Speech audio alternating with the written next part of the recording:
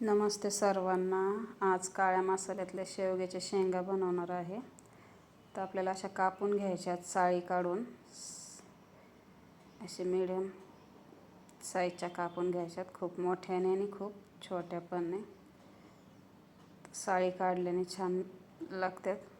आणि हे 3 कांदे मी भाजून घेतलेत. तर इथं शेवगा झाला आपला सोलून कापून. तर थोडासा गरम पाण्यातून काढायचा आहे आपल्याला. अर्धा चमचा मीठ आणि थोडीशी हळद टाकून 2-3 मिनटं आपल्याला उकळून घ्यायचं आहे सगळं मिक्स. बघा, तर खूप छान भाजी होती. तुम्ही अशा पद्धतीने बनवा. तर पॅन ठेवला आहे मी. आपल्याला मसाला तळून घ्यायचा आहे. तर हा सगळा मसाला काढलेला आहे मी. गरम मसाला आहे, लवंग, दालचिनी, काळी मिरी, खसखस, तेजपत्ता, हिरवी मिरची, हरभऱ्याची डाळ आणि धने. ते सगळं आपल्याला थोडं तेलात टाकायचं आहे. अर्धा छोटा चमचा तेल टाकून हे सगळा मसाला आपल्याला याच्यात टाकायचा आणि जाळून द्यायचं नाही, नाही तर मग करपट लागतो. शेवटी खसखस टाका, कारण खसखस लवकर भाजल्या जाते. तर पटक्याने असं परतून घ्या. काळा नाही झाला पाहिजे मसाला. आणि हे कांदे भाजून घेतले होते मी, तर ते पण आपल्याला याच्यात टाकायचे आणि मसाला परतून घ्यायचा चांगला. आतला कांदा कच्चा असेल तो पण परतून घ्यायचा चांगला, त्याच्यातला कच्चापणा घालवायचा. तर हा झाला मसाला आपला भाजून. तर हिरव्या मिरच्या टाकायच्या त्याच पॅनमध्ये, थोडंसं तेल टाकून. खूप छान भाजी होती. थोड्याशा परतून घ्यायच्या. हे बघा, मसाला चांगला भाजून घेतला की भाजी पण चांगली होती. तर इथं ही हरभऱ्याची डाळ घेतली मी. आपले खायचे जे चम्मच असते ते 2 चम्मच घेतलेत मी.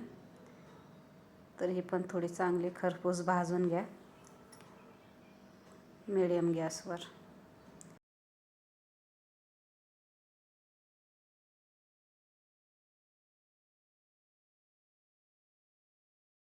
तर खरपूस भाजली चांगली डाळ. या गाशी काढून घेतली मी.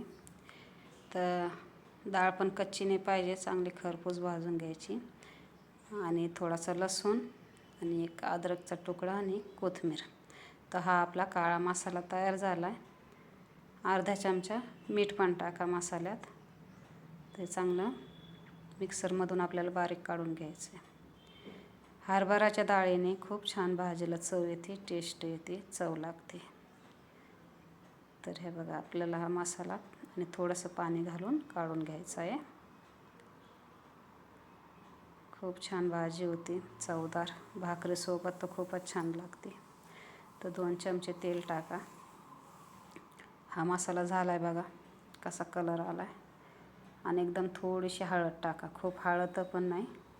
आणि अर्धा चमचा मी लाल मिरची पावडर टाकली. हे सगळं मिक्स करून परतून घ्या. आणि आपला काळा मसाला जो वाटलेला तो पण याच्यात टाकून द्यायचा. छान परतून घ्या. मसाल्याला परतून जितकं घ्या आणि छान भाजी होती. भाजून पण परतून. तर जे मसाल्याचं मिक्सर होतं आपलं त्याच्यात पाणी टाकून असं सगळं काढून घ्या आणि मिक्स करून घ्या सर्व मसाला. आणि 1-2 मिनटं त्याला झाकून ठेवा. बघा, छान तरी येते. आपला काळा मसाला बघा, खूप छान भाजी होती. खूप छान झालेला आहे मसाला. तर आपला मसाला तयार झाला आहे पूर्ण. तर आपण ज्या शेवग्या शेंगा उकडल्या होत्या त्या आपल्याला याच्यात टाकून द्यायच्या आहेत. मीठ प्रमाणातच टाका, कारण शेवग्याच्या शेंगामध्येही मीठ टाकलेलं आहे. त्याच्यामुळं तुमच्या स्वादानुसार तुम्ही मीठ टाका, तुम्हाला जितकं पाहिजे.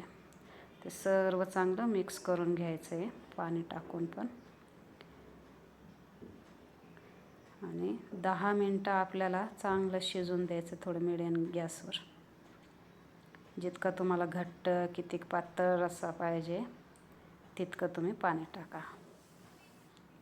आणि झाकून ठेवा 10 मिनटं.